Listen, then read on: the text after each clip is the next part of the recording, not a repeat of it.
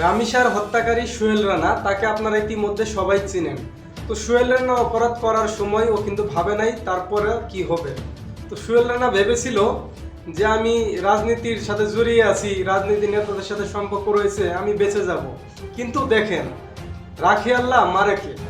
তো সোহেল রানা যে ভাবনাটা ছিল, তো সোহেল রানার যদি গেল রামিসার সাথে ঘটনাটা না হইতো, তাহলে দেখা গেছে কোনো একটা কারণে বেঁচে যাইতো। তো যেহেতু রামিসার সাথে যে ঘটনাটা ঘটাইছে, এর কারণে কিন্তু ওর পাশে কেউ নেই। ওর পাশে না আছে ওর আপন মা বাবা, ওর কোনো আত্মীয় স্বজন কেউ নাই। শুধু ওকে সহকারী, যে ওর সহকারী ছিল স্বপ্না, ওর ওয়াইফ, ওই ছিল ওর পাশে। তো ও কিন্তু ওর পাশে থেকে মহা একটা ভুল করছে। দেখেন, ও যদি ওর পাশে না থাকতো, কোনো না কোনোভাবে ও বেঁচে যাইতো। সোহেল রানার পাশে থেকে ও কিন্তু ফেসে গেছে। হ্যাঁ, তো সোহেল রানা যে কাজটি করলো, এই কাজটি করার পরে সোহেল রানার কল্পনা ছিল না যে পরে কি হবে। তো এখন সোহেল রানা দেখতেছে, তো আমার তো বিপরীত, সামনে আমার বিপত্তি আছে। তো সামনে আমার যেহেতু বিপদ, তো এখন আমার বাঁচার উপায় কি? তো সোহেল রানা বাঁচার উপায় যখন খুঁজতে যা, তখন তার মনে পড়ে সে যে রাজনীতি দলের সাথে জড়িত ছিল। তো ভেবেছে রাজনীতি দল থেকে একমাত্র আমি রাজনীতি হেল্প নিয়েই বাঁচতে পারি, কারণ বর্তমানে রাজনীতি হেল্প যদি না নিই আমি বাঁচতে পারবো না। তো সোহেল রানার ধারণা এটা। তো দেখেন, রাত 2:30টার সময় যখন সারা দেশের লোক ঘুমিয়ে আছে, পুরো দেশ যখন ঘুমিয়েছে, তখন রাত 2:30। কিন্তু সোহেলের তখন কারাগারে। সোহেলের চোখে শুধু শাস্তির ভাবনাটা ওর মনের মধ্যে ভাসতেছে, যে কখন শাস্তি হবে, শুধু শাস্তির অপেক্ষায় রয়েছে। সোহেল রানা তো এখন নিশ্চিত যে আমার শাস্তি হবেই, অতএব আমার বাঁচা লাগবেই। একটা জিনিস চিন্তা করেন, মানুষকে বাঁচানোর জন্য যথেষ্ট চেষ্টা কিন্তু সবাই করে। তো সোহেল রানাও তাই করেছে। সোহেল রানা জেলখানায় থাকা অবস্থায় টাকার বিনিময়ে হোক অথবা রাজনীতির ক্ষমতায় এই কারণে হোক, সোহেল রানা একটি মোবাইল জেলখানার ভিতরেই ও ব্যবহার করার জন্য পাইলো।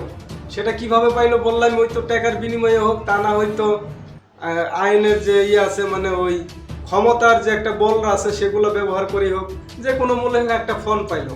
তো সোহেল রানা ফোনটা ডায়াল করলো কোন জায়গায়? দেখেন, সোহেল রানা এই ফোনটা ডায়াল করলো সরাসরি বাংলাদেশের প্রধানমন্ত্রী, বর্তমান প্রধানমন্ত্রী যে রয়েছেন তারেক রহমান, ওনার কাছে সোহেল রানা কল দিয়েছে।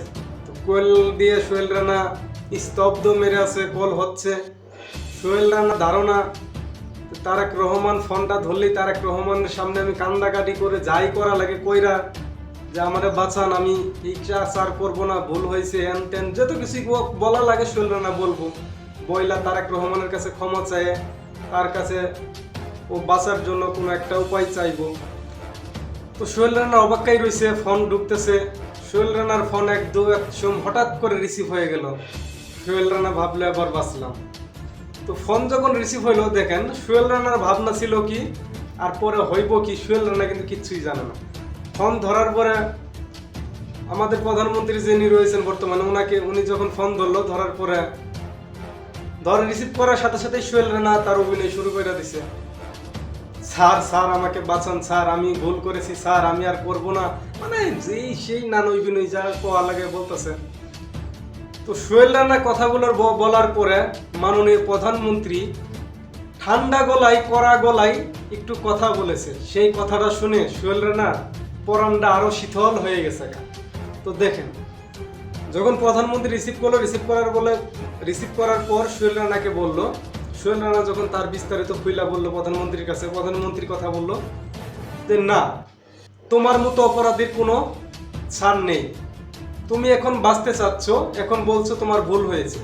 তুমি যখন 7 বছর একটি মেয়েকে এই সকল কাজ করতে পারলা, তখন তুমি একবারও ভাবো নাই যে তুমি কি করতেছো?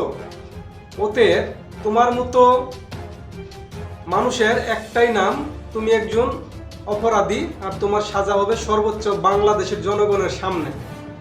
প্রধানমন্ত্রী তারেক রহমান যখন এই কথা বলল, সোহেল রানা স্তব্ধ মেরে গেলেন কয়েক সেকেন্ড স্তব্ধ মারার পরে মাননীয় প্রধানমন্ত্রী আরো কয়েকটি কথা বললেন ওকে। তো কথাগুলো শুনে তো আরো শীতল হয়ে গেল। তো কথাগুলো বলার পরে প্রধানমন্ত্রী ফোনটা কেটে দেওয়ার পরে সোহেল রানা সেখান থেকেই স্তব্ধ। সোহেল রানা বুঝে গেছে আবার যে আমার রাজনীতির হেল্প নিয়ে আমি বাঁচতে চেয়েছিলাম, সেটাও আমাকে বাঁচাতে পারবে না। অতএব কোনো অপরাধীকে একমাত্র আল্লাহ ছাড়া কেউ বাঁচাইতে পারেও না। ও যে অপরাধ করেছে দুনিয়ার নিয়ম অনুযায়ী, আইন অনুযায়ী ওর সাজা হবে, এই তো হবেই। আরেকটা হচ্ছে উপরে যখন আল্লাহর কাছে যাইব তখনও তার সাজা হবেই, কারণ আল্লাহ কয়েকটা বিধান দিয়েছে যেগুলা মানুষ হয়ে মানুষকে কি রামিসাকে কি করেছে সেটিও নিষেধ। মানুষ হয়ে মানুষকে রামিসার সাথে দুইটা ঘটনা করছে সোহেল রানা, এই দুইটাই আল্লাহ নিষেধ করে দিয়েছে। তো নিষেধ করার পরও যেহেতু করেছে উপরিক্ত শাস্তি পাবোই, হ্যাঁ পাইলো। তো তারপরে দেখেন সোহেল রানার পক্ষে না থাকলো কোনো বিচারক, না থাকলো কেউ ওর পাশে, তো এখন কি হবে সোহেল রানা? তো যাই হোক, বাংলাদেশের আইন মোতাবেক, বাংলাদেশের আইনের ধারা অনুযায়ী রাষ্ট্রপতির পক্ষ থেকে মানে বাংলাদেশের রাষ্ট্রের পক্ষ থেকে একজন উকিল নিয়োগ করলো, মানে বিচারক, উকিল বলেন যা বিচারক বলেন যেটাই বলেন, তো একজন বিচারক নিয়োগ করলো। তো এটা হচ্ছে আসামির পক্ষে। আসামির পক্ষে যদি কোনো বিচারক না আসে সেই ক্ষেত্রে বিচার সুষ্ঠু তদন্ত করার জন্য একজন বিচারক রাষ্ট্রের পক্ষ থেকে দেয়।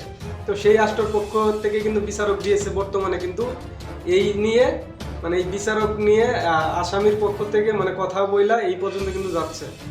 তবে রায় দেওয়ার কথা শীঘ্রই রায় দিব, এই সোহেল রানা রায় দিব। তো রায় আশা করি আমরা সবাই সন্তুষ্ট হব, কারণ সোহেল রানার পক্ষে আইনজীবী দিছে ঠিক আছে, কিন্তু আইনজীবী দিলে কি হবে? আইনজীবী যিনাকে দিছে এখানে নিয়োগ দিছে, উনি একটা কথাই বলছে যে আমি এখানে নিয়োগ আমাকে রাষ্ট্রের পক্ষ থেকে দেওয়া হয়েছে, আমি এখানে সোহেলের পক্ষে অথবা রামিসার পক্ষে কারো পক্ষে যাব না, আমি এখানে মাঝখানে যেটা ন্যায় হবে সেই ন্যায়ের পথেই আমি আছি।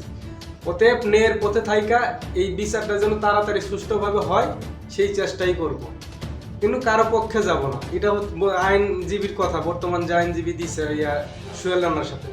তো অতএব সব কিছু যখন ঠিক আছে, অতএব সোহেল রানার সাজা নিশ্চিত। তো আপনারা যারা সোহেল রানার ভিডিও দেখতেছেন প্রথম থেকে এই পর্যন্ত, তো আপনারা এটা কনফার্ম ভেবে থাকেন যে সোহেল রানার বিচার নিশ্চিত হবে, আর এর বিচার হবে সর্বোচ্চ সাজা, সেটা তো জানেন সেটাই হবে। এখন দেখেন অনেক কথা কিন্তু মিডিয়াতে বলা যায় না, সে ক্ষেত্রে দেখা গেছে ভিডিওতে প্রবলেম ধরে কোম্পানি ইস্যু দেয়, তো এই জন্য অনেক কথা বলি না, ব্যাখ্যা একটু বোঝানোর চেষ্টা করি, সেগুলো বুঝবেন। হ্যাঁ, তো বিচার তো নিশ্চিত আপনারা পাইবেন, সেটা শীঘ্রই রবিবারে একটা ডেট দেওয়ার কথা বলছে, মানে রবিবারে এই বিচারে রায় ঘোষণা দেওয়ার একটা কথা শুনছি আমি। তো যাই হোক, রবিবারে দেখার যখনই থেকে আপনাদের অবশ্যই সেই আপডেট আমি জানাবো। তো এই হচ্ছে ঘটনা সোহেল রানার। তো আজকের ভিডিওটি এই পর্যন্ত। ভিডিওটা অনেক লম্বা হয়ে গেল, পরবর্তী কোনো ভিডিওতে আবার নতুন করে কথা বলবো। তো সেই পর্যন্ত ভালো থাকবেন। ভিডিও ভালো লাগলে অবশ্যই শেয়ার, লাইক করবেন, কমেন্ট করে আপনাদের মূল্যবান মতামত জানাবেন। আমাদের ভিডিওর আপডেট পাওয়ার জন্য আইডিটি ফলো করে রাখবেন। ধন্যবাদ, ভালো থাকবেন।